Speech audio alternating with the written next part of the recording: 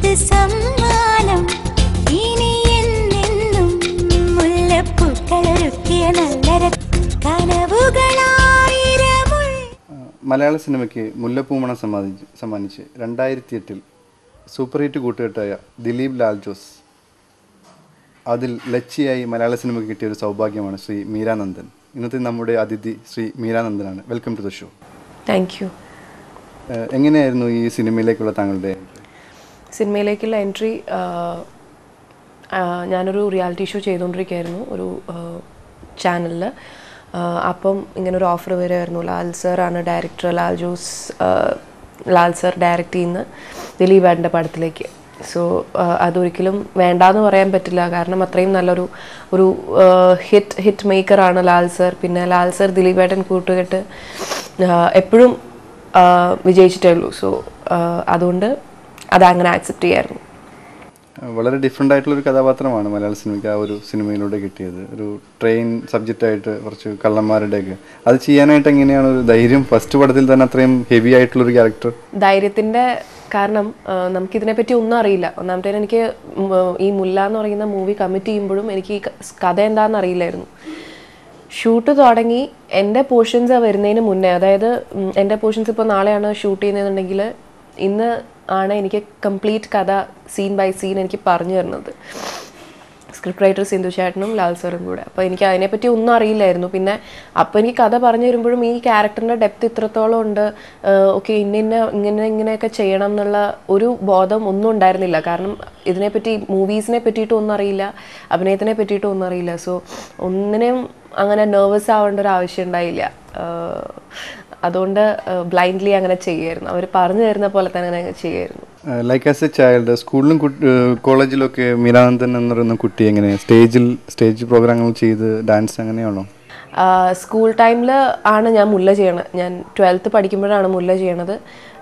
അതിന് മുന്നേ ഒക്കെ എല്ലാ കോമ്പറ്റീഷൻസിനും പാർട്ടിസിപ്പേറ്റ് ചെയ്യും, എല്ലാ ഇൻ്റർ സ്കൂൾ കോമ്പറ്റീഷൻസിനും പാർട്ടിസിപ്പേറ്റ് ചെയ്യും, ഇപ്പോൾ സ്റ്റേറ്റ് ലെവൽ കോമ്പറ്റീഷൻസിനും പാർട്ടിസിപ്പേറ്റ് ചെയ്യും, എല്ലാത്തിലും പാർട്ടിസിപ്പേറ്റ് ചെയ്യുമായിരുന്നു.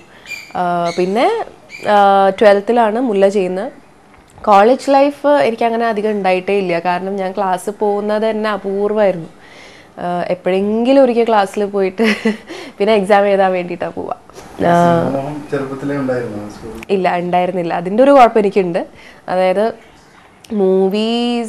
മൂവീസിലേക്ക് വരണമെന്ന് ഒരുപാട് ആഗ്രഹിച്ച് ഇരുന്നിട്ട് വരുന്നതും ഒട്ടും ആഗ്രഹിക്കാതെ വന്നിട്ട് മൂവീസിനെ ഇഷ്ടപ്പെടുന്നതും ഡിഫറെൻ്റ് ആണ്. എനിക്ക് തോന്നുന്നു അതിൻ്റേതായിട്ടുള്ള കുഴപ്പങ്ങൾ എനിക്ക് ഫസ്റ്റ് മൂവിയിലും ഉണ്ടായിരുന്നു, ഇപ്പോഴും ഉണ്ടെന്ന് തോന്നുന്നു. ആ ഒരു കുറേ കൂടെ ഡെഡിക്കേറ്റഡ് ആയിരിക്കും അങ്ങനെയുള്ളവർ. അതായത് മൂവീസ് വേണം, പണ്ട് തൊട്ടേ മൂവീസ് എന്ന് പറഞ്ഞാൽ നടക്കുന്ന ആൾക്കാർക്ക് അത് കുറേ കൂടെ ഡെഡിക്കേറ്റഡ് ആയിരിക്കും, അവർ കുറേ കൂടെ ഫോക്കസ്ഡ് ആയിരിക്കും. എനിക്ക് അതൊക്കെ കുറച്ച് കുറവാണ്. ഇപ്പോഴാണ് പിന്നെ മൂവീസിൽ വന്നതിന് ശേഷമാണ് ഇതിനെ ഒരുപാട് ഇഷ്ടപ്പെടാൻ തുടങ്ങിയത്. സോ ഇപ്പം ജനപ്രിയ നായകൻ ദിലീപുമായിട്ട് ആദ്യം ഫസ്റ്റ് പടം ചെയ്യുമ്പോൾ എങ്ങനെയായിരുന്നു? ഒരു മനസ്സിൽ ഭയമോ അങ്ങനെ? ഞാൻ പറഞ്ഞില്ല, എനിക്ക് ഒന്നും ഉണ്ടായിരുന്നില്ല, ഒരു ടെൻഷനോ ഒന്നും ഉണ്ടായിരുന്നില്ല. കാരണം ഇതിനെപ്പറ്റി ഒന്നും അറിയില്ല. പിന്നെ ദിലീപേട്ടൻ വലിയൊരു നടനാണ്, അദ്ദേഹത്തിൻ്റെ കൂടെ അഭിനയിക്കുന്നു എന്നുള്ളത് മാത്രമേ എനിക്കറിയായിരുന്നു. അങ്ങനെ ടെൻഷൻ അടിക്കേണ്ട ആവശ്യം ഉണ്ടായിട്ടില്ല, കാരണം അദ്ദേഹം അത്രയും സപ്പോർട്ടീവ് ആയിരുന്നു. സോ വളരെ വ്യത്യസ്തമുള്ളൊരു ക്യാരക്ടറായിരുന്നു തുടർന്ന് വന്ന കറൻസി എന്ന് പറയുന്ന സിനിമ. വളരെ ബോൾഡായിരുന്നു, വളരെ എന്താ പറയുക, ഒരു കുടുംബത്തെ ചുമലിലേറ്റി അതിൻ്റെ എല്ലാ ഭാരങ്ങളും ആ ക്യാരക്ടറിലേക്ക് എങ്ങനെയാണ് മെർജ് ചെയ്ത് വന്നത്? മുല്ല കഴിഞ്ഞിട്ടൊരു ഗ്യാപ്പ് ഉണ്ടായിരുന്നു കറൻസി ചെയ്യാനായിട്ട്. കാരണം ഞാനപ്പോൾ ഒരു തമിഴ് പടം ചെയ്തുകൊണ്ടിരിക്കുകയായിരുന്നു. മുല്ല കഴിഞ്ഞ ഉടനെ ഞാനൊരു തമിഴ് പടം ചെയ്തു, വാൽമീകി എന്ന് പറഞ്ഞിട്ട്. അത് കഴിഞ്ഞിട്ടാണ് കറൻസി ചെയ്തത്. പിന്നെ മലയാളത്തിൽ മുല്ല കഴിഞ്ഞിട്ട് ഒരുപാട് സമയം ഇല്ലാതാകുമ്പം പതുക്കെ ആൾക്കാർ എന്താ പറയുക, ഇനി വന്നാൽ ചിലപ്പോൾ ആൾക്കാർ സ്വീകരിക്കുമോ എന്നൊക്കെയുള്ളൊരു പേടിയൊക്കെ ഉണ്ടായിരുന്നു. പക്ഷേ കറൻസിയിൽ വളരെ ഡിഫറെൻ്റ് ആയിട്ടുള്ളൊരു ക്യാരക്ടറായിരുന്നു. അപ്പോഴും എനിക്കങ്ങനെ കംപ്ലീറ്റ്ലി ഇൻ ടു മൂവീസ് മാത്രമല്ലായിരുന്നു എൻ്റെ മനസ്സിൽ. എനിക്ക് കുറേ പഠിക്കണം എന്ന് ആഗ്രഹം ഉണ്ടായിരുന്നു, ഒരുപാട് ആഗ്രഹങ്ങളുണ്ടായിരുന്നു. പിന്നെ അതിൻ്റെ ഡയറക്ടറും എല്ലാവരും എന്നെ ഒരുപാട് ഹെൽപ്പ് ചെയ്തിട്ടുണ്ട്. കറൻസിയിൽ റോസ് എന്ന് പറയുന്ന ക്യാരക്ടർ ചെയ്യാനായിട്ട്. ജയസൂര്യയും വളരെ ഡിഫറെൻ്റ് ആയിട്ടുള്ളൊരു ക്യാരക്ടറായിരുന്നു. ദൂരെ കണ്ട ജയസൂര്യനിൽ നിന്ന് വ്യത്യസ്തമായ ഒരു സീരിയസ് അപ്രോച്ച് ആയിരുന്നു ആ സിനിമയിൽ. വാൽമീകി അല്ലേ തമിഴ് പടം, അതിൽ എങ്ങനെയാണ് ഒരു എക്സ്പീരിയൻസ്, എങ്ങനെയാണ് ആ സിനിമയുടെ പ്രൊജക്റ്റിൽ? മുല്ല ചെയ്തുകൊണ്ടിരിക്കുമ്പോൾ തന്നെയാണ് വാൽമീകിയിലേക്കുള്ള ഓഫർ വരുന്നത്. അത് ചെയ്തുകൊണ്ടിരിക്കുമ്പം ഇങ്ങനെ അഴകപ്പൻ സാറ് ഒരിക്കൽ ലാൽ സാറിനെ വിളിച്ചിട്ട് ഇങ്ങനെ ചോദിക്കുമായിരുന്നു. അപ്പോൾ ലാൽ സാറാണ് എൻ്റെ അടുത്ത് പറയണത് ഇങ്ങനെ ഒരു തമിഴ് പടം ഉണ്ട്, എനിക്ക് ചെയ്യാൻ താല്പര്യമുണ്ടോ. പക്ഷെ എനിക്ക് തീരെ താല്പര്യം ഉണ്ടായിരുന്നില്ല, തമിഴിലേക്ക് പോകണമെന്നേ എനിക്കൊരു ആഗ്രഹമൊന്നും ഉണ്ടായിരുന്നില്ല. പിന്നെ അഴകപ്പൻ സാറായിട്ട് സംസാരിച്ച് ഇപ്പം ലാൽ സാർ എന്നെ ഒരുപാട് കൺവിൻസ് ചെയ്തായിരുന്നു. കാരണം ഇപ്പോൾ ലാൽ സാറിൻ്റെ മൂവിയിലെ ആ ഒരു സെറ്റ് എങ്ങനെയായിരിക്കും അതുപോലെ തന്നെയായിരിക്കും അഴകപ്പൻ സാറുള്ള ഒരു സെറ്റും. കാരണം അത്രയും സപ്പോർട്ടീവാണ് സാർ, അഴകപ്പൻ സാർ. അദ്ദേഹം എന്നെ ഒരുപാട് കൺവിൻസ് ചെയ്തായിരുന്നു. പിന്നെ ഡയറക്ടർ വന്നിട്ട് എൻ്റെ അടുത്ത് സബ്ജക്റ്റ് പറഞ്ഞപ്പോഴൊക്കെ ഒരുപാട് കൺവിൻസ്ഡ് ആയി. കാരണം അത്രയും ഇമ്പോർട്ടൻസ് ഉള്ള ഒരു ക്യാരക്ടർ ഫസ്റ്റ് തമിഴ് മൂവിയിൽ തന്നെ ചെയ്യാന്ന് പറഞ്ഞാൽ വലിയൊരു കാര്യമായിട്ട് തോന്നി. സോ അതങ്ങനെയാണ് വാൽമീകി സംഭവിക്കുന്നത്.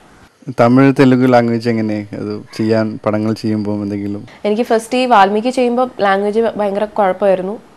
പക്ഷെ വാൽമീകി കഴിയുന്നതോടുകൂടി എനിക്ക് കുഴപ്പമില്ലാതായി. കാരണം എനിക്ക് അത്യാവശ്യം തമിഴ് തട്ടിമുട്ടിയൊക്കെ സംസാരിക്കാൻ പഠിച്ചു. പിന്നെ ഇപ്പോൾ എനിക്ക് തമിഴ് നന്നായിട്ട് മലയാളം സംസാരിക്കുന്ന പോലെ തന്നെ സംസാരിക്കാൻ അറിയാം, അത്യാവശ്യം വായിക്കാനൊക്കെ അറിയാം.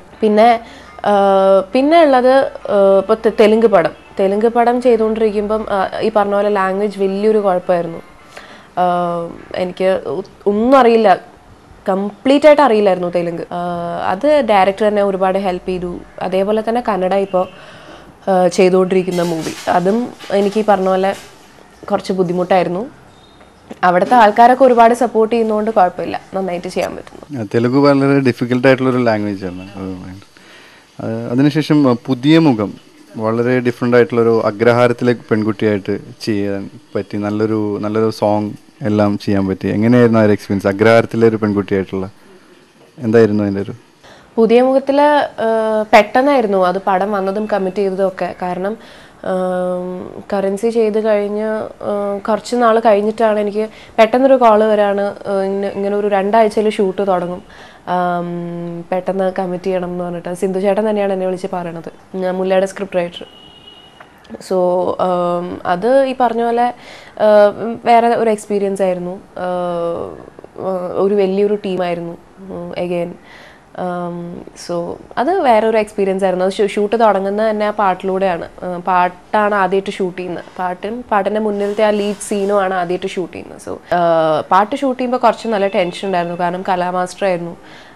പിന്നെ രാജു നല്ല ഡാൻസറാണ്. ഇതിൽ ഡാൻസ് സ്റ്റെപ്സ് ആയിട്ട് അങ്ങനെയൊന്നും ഇല്ലെങ്കിലും കുറച്ച് കൊറിയോഗ്രാഫ്ഡ് മൂവ്മെൻറ്റ്സ് ആയിരുന്നു അവിടെ ഇവിടെയൊക്കെ. അതെനിക്ക് പെട്ടെന്ന് ചെയ്യാനായിട്ട് കുറച്ച് ബുദ്ധിമുട്ടുണ്ടായിരുന്നു. സോ അത് ആ മൂവിയിലും എല്ലാവരും എന്നെ ഒരുപാട് സപ്പോർട്ട് ചെയ്തിട്ടുണ്ടായിരുന്നു. എല്ലാ പടങ്ങളിലും എല്ലാവരും ആ ക്രൂ മെമ്പേഴ്സും പിന്നെ കൂടെ അഭിനയിക്കുന്ന എല്ലാവരും ഒരുപാട് ഹെൽപ്പ് ചെയ്യുമായിരുന്നു, ഒരുപാട് സപ്പോർട്ട് ചെയ്യുമായിരുന്നു, ഇപ്പോഴും ചെയ്യുന്നുണ്ട്. സോ അതുകൊണ്ട് ദൈവം സഹായിച്ച് ചെയ്യാൻ പറ്റുന്നു.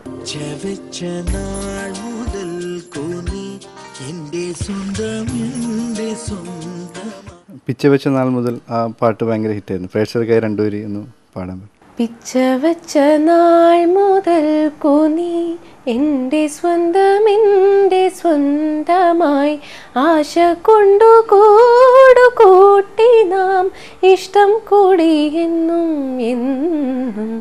പിച്ചവെച്ച നാൾ മുതൽക്കു നീ. വളരെ മനോഹരമായിട്ടുണ്ട്. ശാസ്ത്രീയ സംഗീതം ചെറുപ്പത്തിലേ പഠിച്ചു? അതെ, ചെറുതിലേ തൊട്ട് പഠിക്കുന്നതാണ്. ഇപ്പോഴും പഠിക്കുന്നുണ്ട്. ഇപ്പോഴും സമയം കിട്ടുമ്പോൾ ഞാൻ പാട്ട് ക്ലാസ്സിൽ പോകാറുണ്ട്. മലയാളത്തിൻ്റെ മണികിലുക്കമായ ശ്രീ മണിച്ചേട്ടനൊപ്പം ഒരു പുള്ളിമാൻ എന്ന ടൈറ്റിൽ ക്യാരക്ടർ പോലുള്ള ഒരു ഗ്രാമീണ അന്തരീക്ഷത്തിലുള്ളൊരു പടം ചെയ്തിരുന്നല്ലേ? വളരെ ശ്രദ്ധേയമായ ഒരു വേഷമായിരുന്നു. ഗ്രാമീണ വേഷം, ഇതുവരെ ചെയ്യാത്തൊരു സംഭവം, തികച്ചും ഗ്രാമീണമായിട്ടുള്ളത്. അതിന് റെഫറൻസ് എന്തെങ്കിലും ഉണ്ടായിരുന്നു? ഗ്രാമീണ വേഷം റെഫറൻസ് ഡയറക്ടർ വന്നിട്ട് കുറേ റെഫറൻസ് തന്നിട്ടുണ്ടായിരുന്നു. പിന്നെ എല്ലാം കൊണ്ടും വളരെ കളർഫുൾ ആയിട്ടുള്ളൊരു മൂവിയായിരുന്നു പുള്ളിമാൻ. അത് ഈ പറഞ്ഞ പോലെ എല്ലാവരുടെയും സപ്പോർട്ട് ഉണ്ടായിരുന്നു, ഡയറക്ടറിൻ്റെയും എല്ലാവരുടെയും. സോ അതുകൊണ്ട് അങ്ങനെ അത് നന്നായി ചെയ്യാൻ പറ്റി. വളരെ ഗസ്റ്റ് അപ്പിയറൻസ് എന്ന് പറയാൻ കൂടി സാധിക്കാത്ത രീതിയിൽ എൽസമയിലും സ്വപ്നസഞ്ചാരിയിലും വളരെ ആ ഒരു എന്താ പറയുക, ഒരു മേജറായിട്ടുള്ളൊരു റോൾ ചെറുതെങ്കിലും ചെയ്യാനായിട്ടുള്ള ധൈര്യം? അധികാരം ചെയ്യില്ല അങ്ങനെ ഒരു ചെറുതാണെങ്കിൽ ആളുകൾ ഇപ്പോഴത്തെ കാലഘട്ടത്തിൽ റോളിൻ്റെ വലിപ്പം അല്ലെങ്കിൽ സ്ഥാനമൊക്കെ നോക്കിയിട്ടായിരിക്കുള്ളൂ. പക്ഷേ മീര ആ ഒരു കാര്യത്തിൽ ഡിഫറെൻ്റ് ആണ്. എങ്ങനെയാണ് ആ റോൾ സെലക്ട് ചെയ്യാനായിട്ട്? എൽസമ്മ ചെയ്തത് എങ്ങനെയാണെന്ന് വെച്ചാൽ, അതിലും ഈ പറഞ്ഞ പോലെ സിന്ധു ചേട്ടൻ എന്നെ വിളിച്ചിട്ട് പറയുകയാണ് ഇങ്ങനെ എൽസമ്മയിൽ വളരെ ഇമ്പോർട്ടൻ്റ് ആയിട്ടുള്ള ഒരു സംഭവം വെളിപ്പെടുത്തുന്നത് ഈ ക്യാരക്ടറാണ് എന്നുള്ളത് എൻ്റെ അടുത്ത് പറഞ്ഞിട്ടുണ്ടായിരുന്നു. പിന്നെ ലാൽ സാറിൻ്റെ മൂവി ഞാൻ കണ്ണടച്ച എൽസമ്മ ചെയ്യുമായിരുന്നു. അത് കാരണം വളരെ ഇമ്പോർട്ടൻ്റ് ആയിട്ടുള്ളൊരു സീനാണ്. വളരെ ഒറ്റ സീനിൽ അത് 2 സീനിൽ ആ ക്യാരക്ടർ വരുന്നുള്ളൂ. പക്ഷേ ആ മൂവിയിൽ ഏറ്റവും ഇമ്പോർട്ടൻ്റ് ആയിട്ടുള്ളൊരു സംഭവമാണ് ഈ കുട്ടി പറയണത്. സോ അത് കാരണം അത് ചെയ്തു. അതേപോലെ തന്നെ സ്വപ്നസഞ്ചാരിയിൽ ഈ പറഞ്ഞ പോലെ ഈ ജയറാമേട്ടന് സ്വന്തം മോളെ കണ്ടുപിടിക്കാനായിട്ട് സഹായിക്കുന്ന ഒരു ക്യാരക്ടറാണ്. ഈ ക്യാരക്ടറിലെങ്കിൽ കണ്ടുപിടിക്കാൻ പറ്റൂല. അപ്പോൾ അതുകൊണ്ട് പിന്നെ കമൽ സാറിൻ്റെ മൂവിയാണ്, അതൊക്കെ സ്വപ്നസഞ്ചാരി ചെയ്തു. പിന്നെ സീനിയേഴ്സിൽ ലക്ഷ്മി എന്ന് പറയുന്ന ക്യാരക്ടർ, അതും ആ ക്യാരക്ടർ വളരെ കുറച്ച് സീൻസിലേ വരുന്നുള്ളൂ.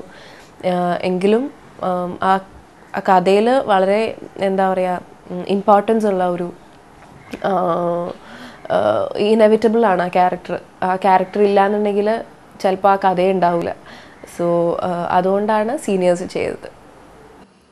മീരാനന്ദൻ എന്ന് പറയുന്ന ഒരു ആക്ട്രസ് വളരെ ഈസി ആയിട്ട് ഗ്രാമീണ വേഷങ്ങളും മോഡേൺ വേഷങ്ങളും വളരെ ഈസി ആയിട്ട് ഒരു പരകായ പ്രവേശനം എന്ന് പറയുന്ന രീതിയിലുള്ള ഒരു ഈസി ട്രാൻസ്ഫർ, അതെങ്ങനെയാണ് സാധിക്കുന്നത്? അതെങ്ങനെയാണെന്ന് വെച്ചാൽ ദൈവാനുഗ്രഹം എന്നേ പറയാൻ പറ്റുള്ളൂ.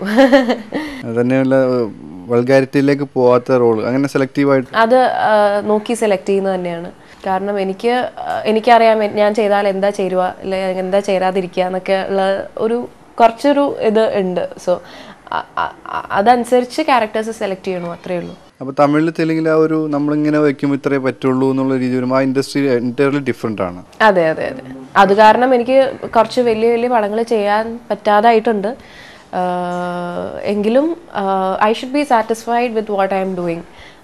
ഇപ്പോൾ ആർക്കെങ്കിലും ഒക്കെ വേണ്ടിയിട്ട് ചിലപ്പോൾ ഇങ്ങനെ എക്സ്പോസ് ചെയ്തിട്ടും കാര്യമില്ല. നമുക്ക് ഒരു സെൽഫ് സാറ്റിസ്ഫാക്ഷൻ വേണം, അതില്ലാതെ ചെയ്തിട്ട് കാര്യമില്ല. So comfortability matters a lot when it comes to acting.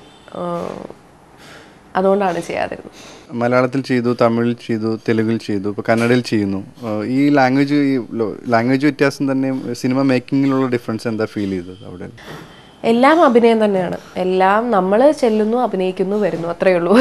അല്ലാതെ മേക്കിങ്ങിൽ അങ്ങനെ ഒരു വ്യത്യാസം എനിക്ക് അങ്ങനെ തോന്നിയിട്ടില്ല.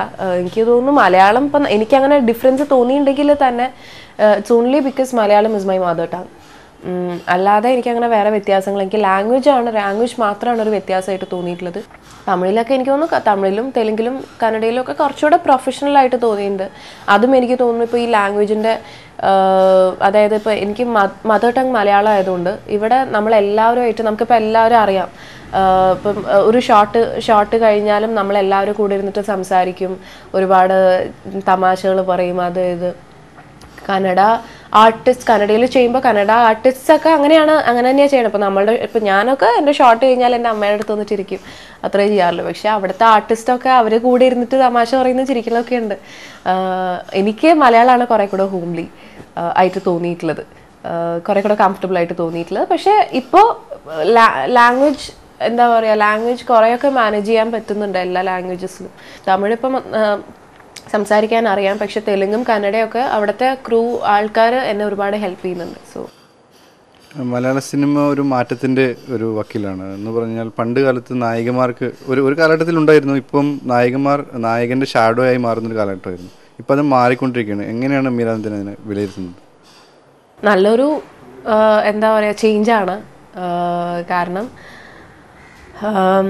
ഇപ്പം ചേഞ്ച് പെട്ടെന്ന് വന്നിട്ട് ചിലപ്പം ഇനിയും നായികമാർക്ക് പ്രാധാന്യമുള്ള ക്യാരക്ടേഴ്സ് അങ്ങനത്തെ കഥകൾ വരുന്നതുകൊണ്ട് മാത്രമല്ല ചേഞ്ച് എന്ന് വിളിക്കുന്നത്. നല്ല നല്ല സിനിമകൾ ഉണ്ടാവുന്നുണ്ട്, പരീക്ഷണങ്ങൾ ചെയ്യാനായിട്ട് ഒരുപാട് ഡയറക്ടേഴ്സ് മുതിരുന്നുണ്ട്, സോ പ്രൊഡ്യൂസേഴ്സ് മുതിരുന്നുണ്ട്. അത് കാണാൻ ആൾക്കാർക്ക് ഇൻട്രസ്റ്റ് ഉണ്ട്.